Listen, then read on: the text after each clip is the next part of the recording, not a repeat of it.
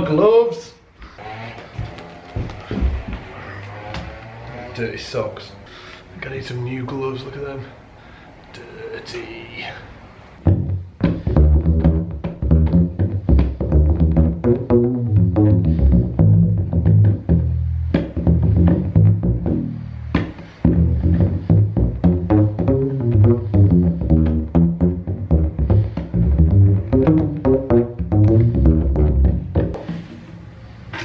Do you think there'll ever be a day where I don't forget to bring anything to the studio? Or do you think it's just something I have to accept? Hey guys, how's it going? So my wife, for Christmas, who is awesome by the way. Ooh. Meanwhile, Lisa's face. Like seriously, she's awesome to put up with me. Conspired with Santa Claus and they got me a Carla U-Bass, which I've been dying to get my hands on for so long because there's so many wicked players that are using them, and I thought it'd be a wicked time to put a video together and just share some first thoughts about the bass itself and what I found out over the last few weeks of playing it. I've not used it live yet, which I'm wanting to do, but I've got a good idea of just how to get around it and some little things that I've found, little quirks and stuff like that to look out for. So that's what we'll be talking about in this video. So before we get into the video, I just want to share some awesome news with you because today, I'm having such a wicked day. I've got some awesome news. Let me just get the camera down here and then we'll get into it. Is that straight? Is it straight? It's not straight. Please be straight.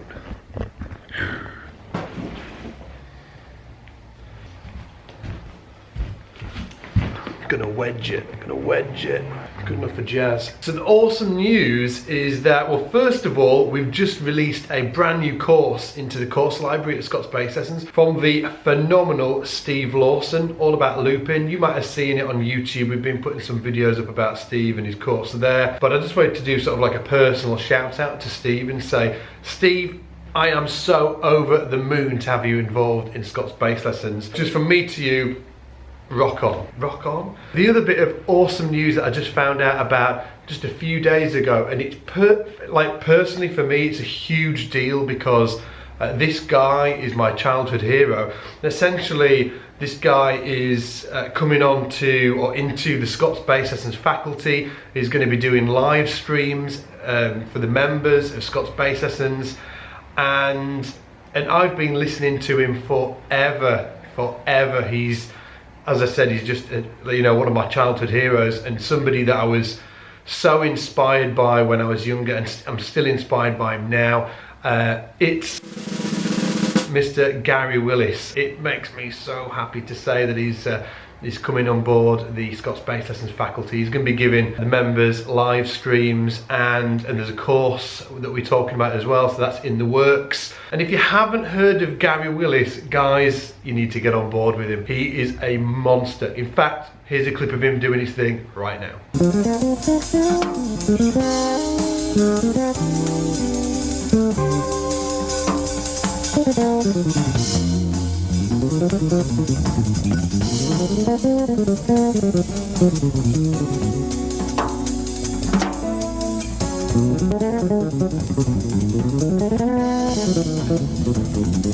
Okay, so let's get into the Carla U-Bass, right? So first impressions are that the case is the best thing in the world. It's like a tiny little violin case. Look at it. It's amazing. I loved the bass before I even opened it because of this case. I just thought, I've been always jealous of trumpet players because they've just got like literally nothing to carry, right, to a gig, just a tiny trumpet. And this is as close as we're ever gonna get to it. Tiny case, and it's wicked as well. You could definitely travel with it.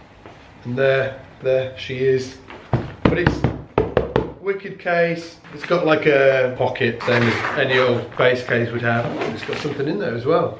Don't think it tells you how to play it though. So let's get the bass out. So the bass itself, just awesome. Like, I'm not sure which model this is. I think it's some sort of Koa. The main thing to look out for on these Carla U-Basses is obviously short scale. Let me just plug this in. Okay, plugged in, ready to go. Awesome. So the first thing to get your head around is that it's like super short scale. So it's gonna feel a little weird to start with, just to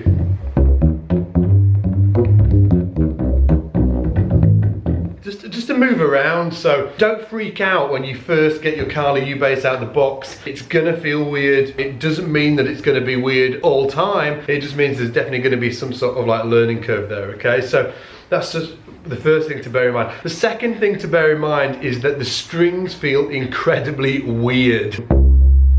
They're made out of rubber.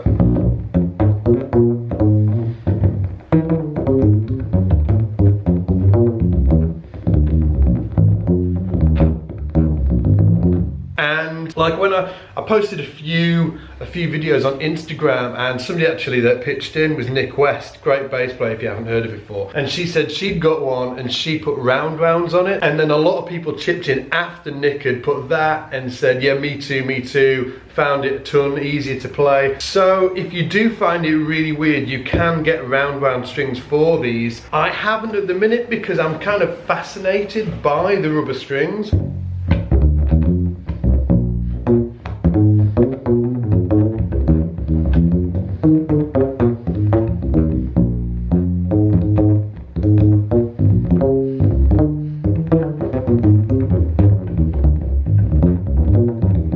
So the rubber strings are just, they kind of roll under the finger a little bit, but they do have like a really plummy sound to them.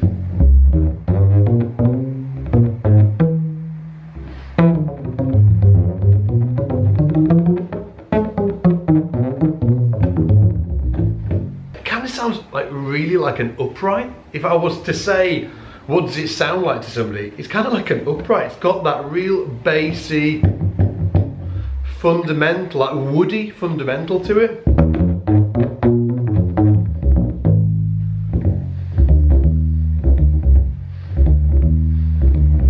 Yes, it's got like a really woody fundamental to it, which is what I absolutely love about it. And that's it really. The only thing that I'd really look out for when you get one of these, like this is a fretted one and you can get fretless ones, but the one thing to look out for is sliding. Because it's got rubber strings, you can slide on a string and it'll end up like a semitone out of tune. So for instance, and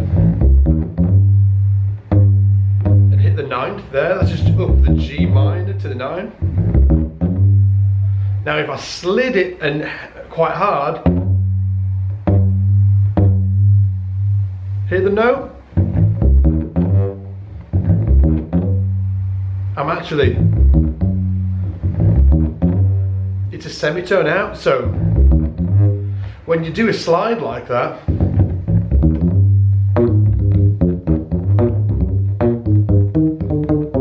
you just got to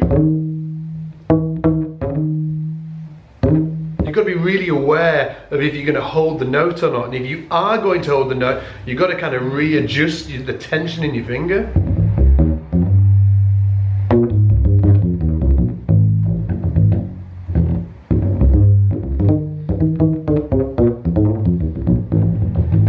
Because when you readjust the tension in your finger, it's going to let the note reset and be in tune. Because the last thing you want to do is be sliding into a note and it be out of tune, right? You just don't want that.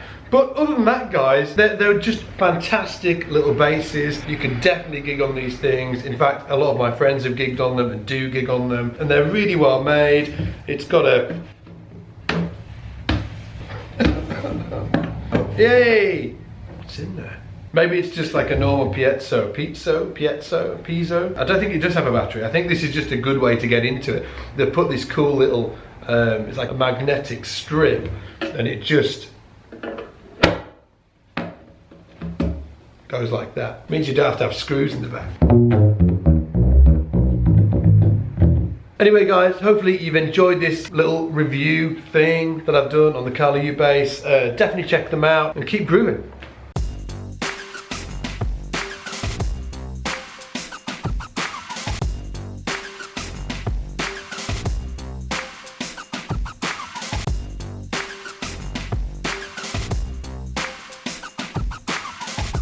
The 2015 Kickstarter challenge.